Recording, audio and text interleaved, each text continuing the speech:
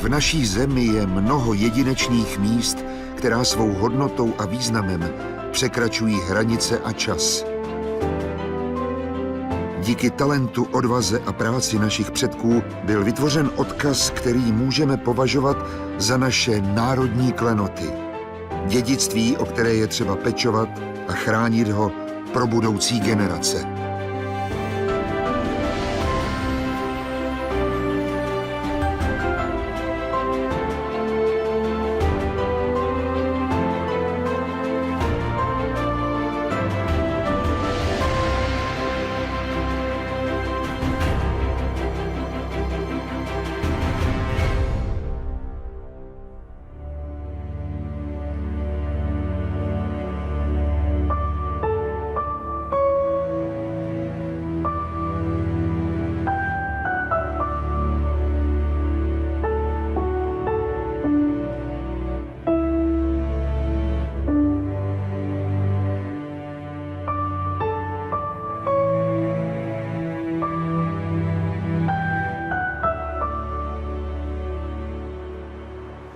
Když se někdy zadíváme třeba na majestátní hrad, tyčící se na ostrohu nad řekou, nebo na krásný kostel zhlížející na město kolem, často nás zaplaví pocit úcty k naší historii, kultuře, ale také k moudrosti a dovednostem generací před námi.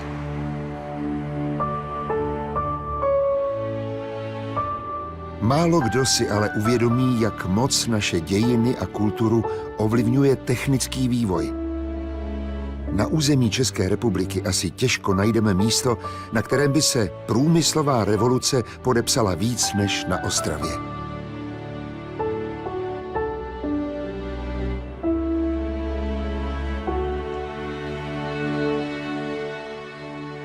Zrodilo se průmyslové velkoměsto s typickou architekturou a nezaměnitelnou atmosférou těžních věží, vysokých pecí a továrních hal. A právě díky průmyslové revoluci se také můžeme pokochat charakteristickým panoramatem Vítkovických železáren, kterému se ne nadarmo říká Ostravské Hradčany.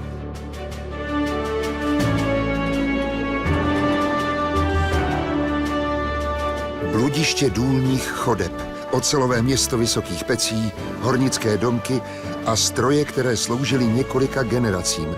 To všechno jsou dnes kulturní a technické památky, na které je radost pohledět.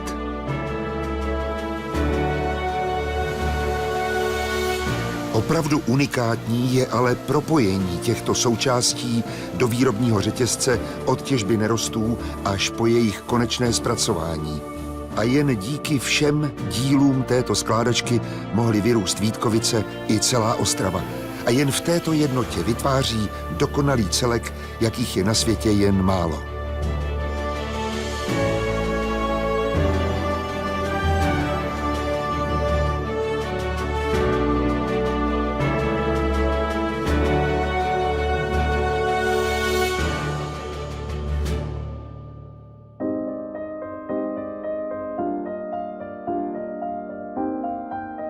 O Ostravě nacházíme zmínky už od 13. století. Tou dobou to ale bylo jen bezvýznamné feudální městečko při řece Ostravici, která mu dala jméno. Až nalezení černého zlata změnilo život tisíců lidí. Na tomhle kopci, kterému se říká Landek, to všechno začalo. Vrstvy uhlí tady vystupují až na povrch. Horníci těmto místům říkají vychozy. Už před 23 000 let si tady pravěcí lidé všimli, že černé kameny hoří a hřejí víc než dřevo.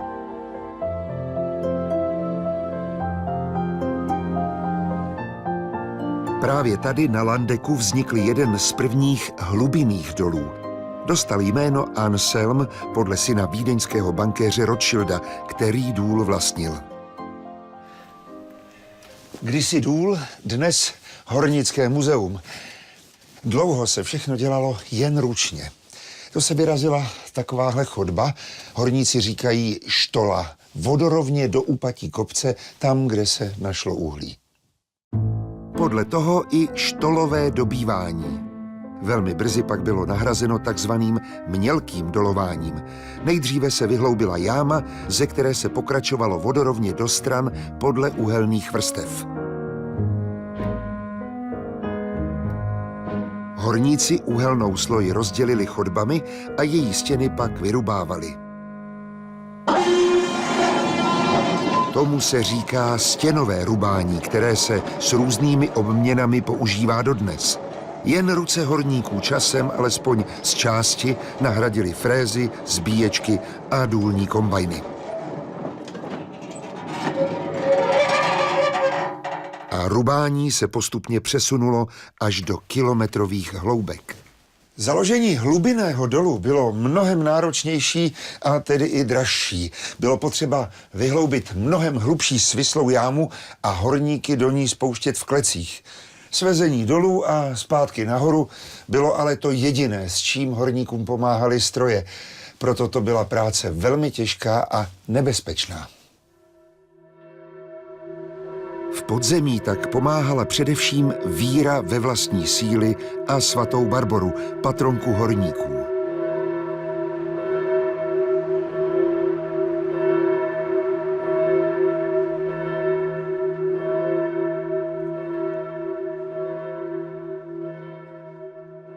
Skutečně bouřlivý rozvoj Ostravy odstartovalo překvapivé propojení církve a biznisu. To byla zásluha olomouckého arcibiskupa Rudolfa. Tento bratr rakousko-uherského císaře Ferdinanda byl schopný manažer a měl rád země koruny české.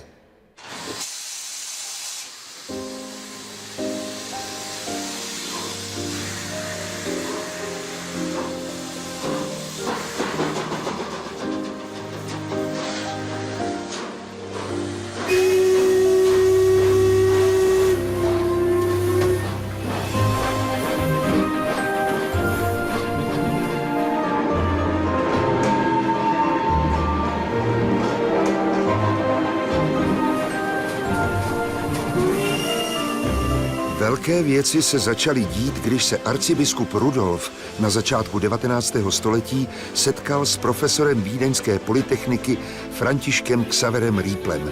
Právě on byl totiž autorem koncepce severní dráhy Ferdinandovi. Ta měla propojit Vídeň s ostravskými ložisky uhlí a solnými doly v Haliči, dnešním Polsku.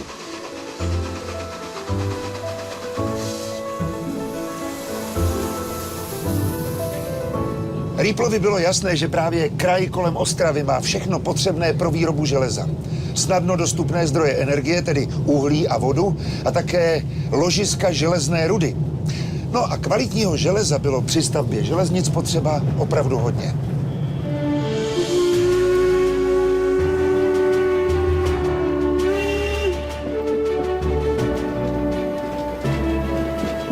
Olomouckého arcibiskupa dokázal pro svůj plán nadchnout natolik, že už v roce 1828 založil ve Vítkovicích Rudolfovu huť.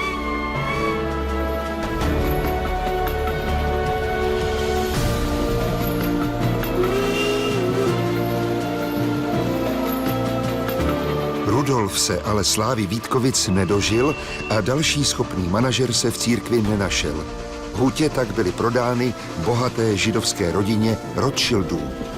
Tím začíná úplně nová etapa rozvoje Vítkovic. Přichází rozsáhlé investice, hloubí se nové doly. V roce 1847 navíc dosahuje severní dráha císaře Ferdinanda až do Ostravy a s rychlou a levnou dopravou přicházejí i nové odbytové možnosti. Doba blahobytu ale trvala pouhá 2 desetiletí. Právě železnice, která dala Vítkovicím vzniknout a proslavila je po celé Evropě, jim také málem zlomila vaz.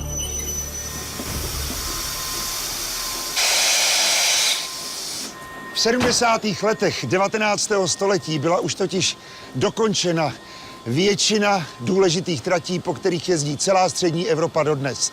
Ale právě výroba kolejnic zaměstnávala do té doby většinu Vítkovic a plnila firemní kasu. Navíc v roce 1873 udeřila hospodářská krize. Vítkovicím nepomáhalo ani jejich vedení. Anselm Rothschild žil v Paříži a věnoval se bankovnictví, umění a ženám. A tehdejší ředitel Alois Scholz měl zase k dělníkům spíše otcovský přístup a na výkonnost nehleděl. Vítkovice měly tehdy zhruba 2400 dělníků, ale opravdu pracovala vždycky jen asi třetina z nich. Ostatní se potulovali po okolí a přežívali z minimálního platu.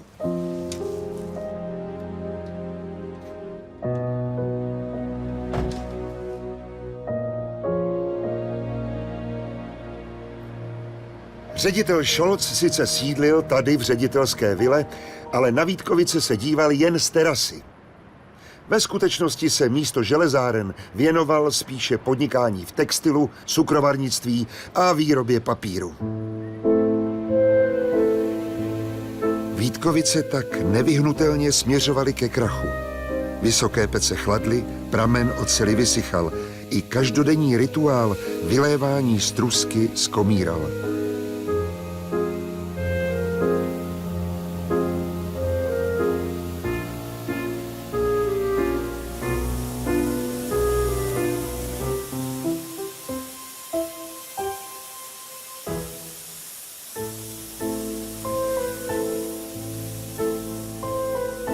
Do čela podniku byl naštěstí v roce 1876 povolán mladý vídeňský manažer Paul Kupelwieser a s jeho příchodem začíná další slavná éra. Kupelwieserovi bylo v té době pouhých 33 let, ale zkušeností už měl jako málo kdo. V železárnách ve Štýrském Hradci a v Neuburgu se mu podařilo prosadit moderní metody výroby oceli. Vedl hutě v rakouském Ternicu a pomáhal zakládat teplické válcovny. Když dorazil do Vítkovic, poznamenal si do svého deníku. Vysoká pec vyráběla minimum surového železa bídné kvality. V pokladně jsem nenašel žádné peníze. Takto žebrácky nezačínal svou éru žádný ředitel velkého podniku.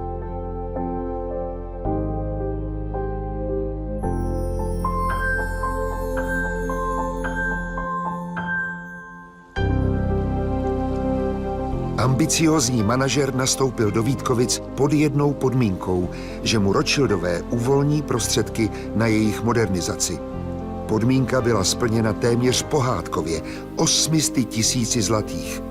Kupelwieser se mohl pustit do díla. Vybudoval novou koksovnu a vysokou pec. Fungovala tu ocelárna, mostárna, válcovna a mnoho dalších provozů, ve kterých se vyráběly trubky, tyče, ale třeba také pancéřové plechy, které kvalitou překonávaly ty Kruppovy z Německa nebo z anglického Sheffieldu. Úspěch na sebe nenechal dlouho čekat. Produkce tehdy stoupla 20násobně a počet pracovních míst 4násobně. Kupelwieserova genialita ale nespočívala jen ve zvyšování produkce. Měl také silné sociální cítění. Uvědomoval si, že pro dobrý chod firmy potřebuje především spokojené a kvalifikované zaměstnance. Do hornických domků zavedl elektřinu, postavil mateřskou školku a fungující závodní nemocnici. Baťovskou ideu tak předběhl o 3 desetiletí. Ojedinělým způsobem propojil město s hutěmi, takže nejen prosperovalo, ale také se v něm dobře žilo.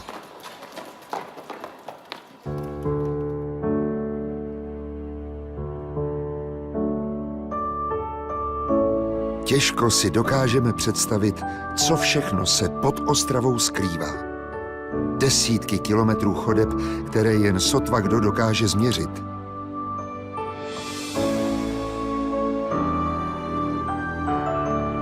Dodnes se vypráví legendy, kde všude chodby končí a co propojují. Pod Ostravou bylo vlastně ještě jedno město, ve kterém pracovalo až 20 000 lidí.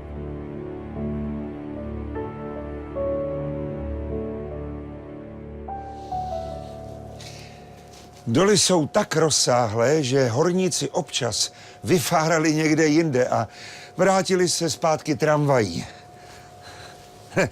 Ještě nedávno bych teoreticky mohl vyrazit odsud z dolu Hlubina.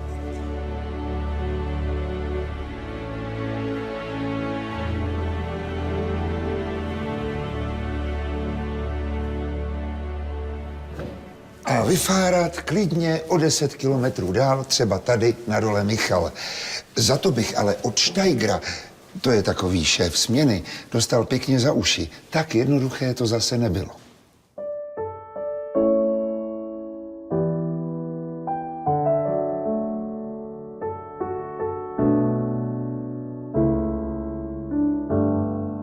Každý horník dostal hned první den v práci známku s číslem.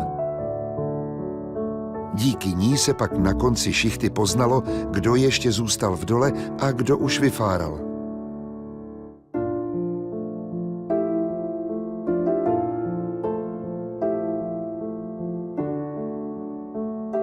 Taková pamětní mince jednoho hornického života.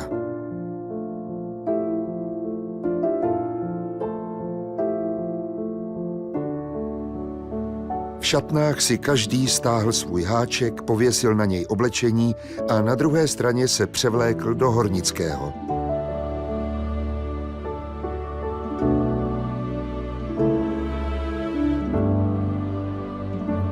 V lampovně nafasoval svítilnu, která sloužila podobně jako známky i ke kontrole, kdo je na povrchu a kdo pod zemí.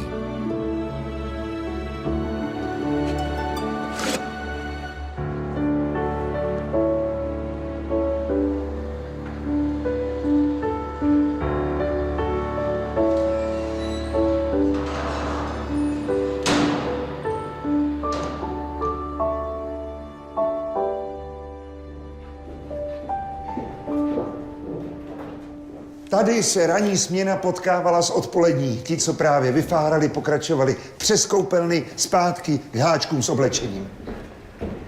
Cestou ještě rychle řekli další směně, jak to ten den dole vypadá a na co se můžou těšit. Ti odpočatí nastoupili do klecí a vyrazili do nitra země dobývat uhlí.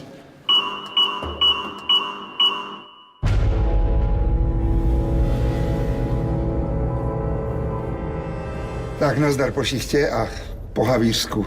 Zdař Bůh.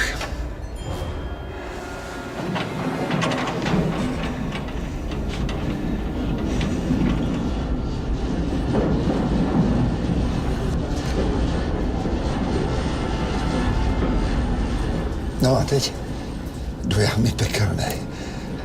Pro havíře denní chleba, ale řeknu vám, pro normálního smrtelníka nic moc.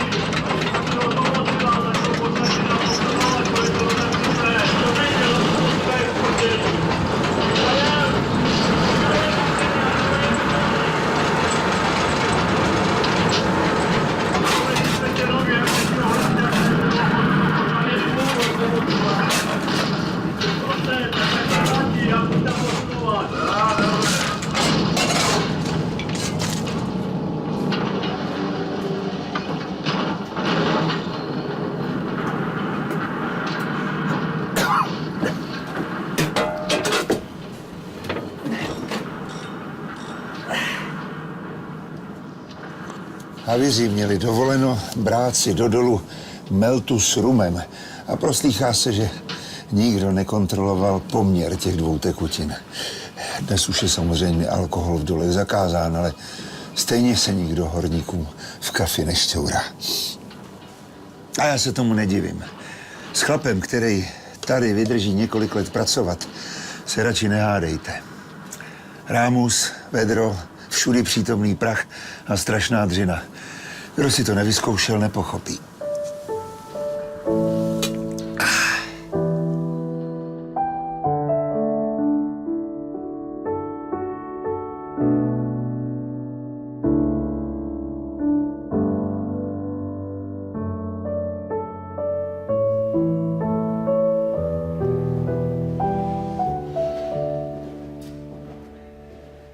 Tyhle šatny a koupelny byly projektovány pro 1500 horníků.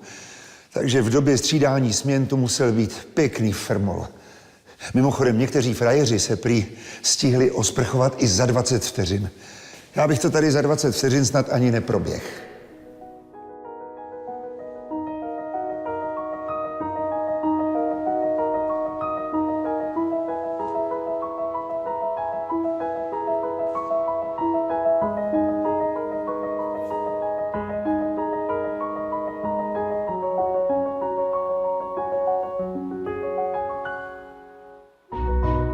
Horníky z dolů dlouho vytahovali koně pomocí žentourů. Pak nastoupily parní stroje, které vystřídala elektřina. Michal se v roce 1915 stal prvním plně elektrifikovaným dolem na Ostravsku. Od té doby se změnil spíše v detailech, takže některé stroje tu zvládly havířům sloužit skoro celé století. Neuvěřitelná výdrž.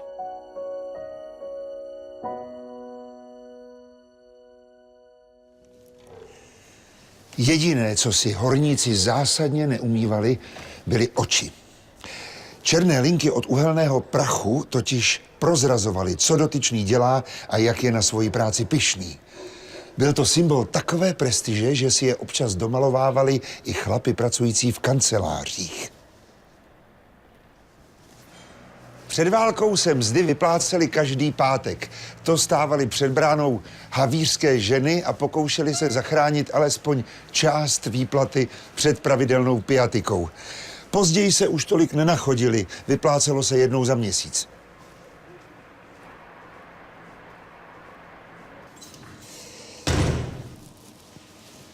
Aha, tak ještě není po fajrontě. Můžu? O hornických piatikách, které mnohdy trvaly i několik dní, se vyprávějí nejrůznější historky. A těžko to můžeme mít havířům za zlé. Vždyť i přes všechny bezpečnostní systémy a opatření to vždycky byla velmi nebezpečná práce. A v hospodě se na neustálou blízkost smrti zapomíná nejrychleji. Přesně to vystihuje pijácký pokřik ze zlaté éry hornictví. Hulaj, duša, pekla není. Kdo jiný by to měl vědět líp než horníci. Komunistický režim horníkům přál a tak i tradice spanilých jízd napříč víkendem přežila až do začátku 90. let 20. století. Pak rachot vysokých pecí nad Ostravou ustal. V roce 1993 se v ostravském revíru zastavila těžba a o 5 let později vychladly i vítkovické pece.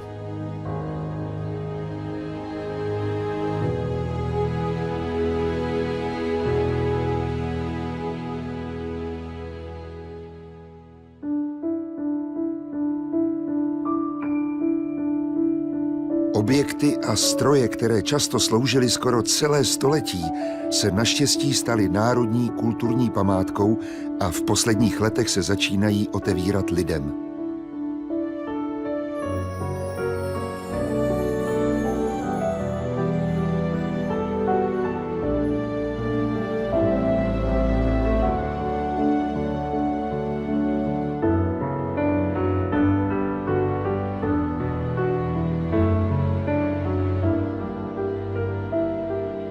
Z bývalého plynojemu je koncertní sál, z továrních hal multimediální výukové centrum, z koupelen, šaten a dalších provozních budov vznikají divadla, kavárny, kina, zkušebny nebo galerie. Lidé tedy mohou zblízka vidět to, co tak zásadně ovlivnilo tenhle kraj, město a životy generací minulých i současných. A díky tomuhle ocelovému městu si můžeme uvědomit a pochopit, že naše historie není jen kultura a politika, ale také věda, průmysl a někdy hodně tvrdá práce.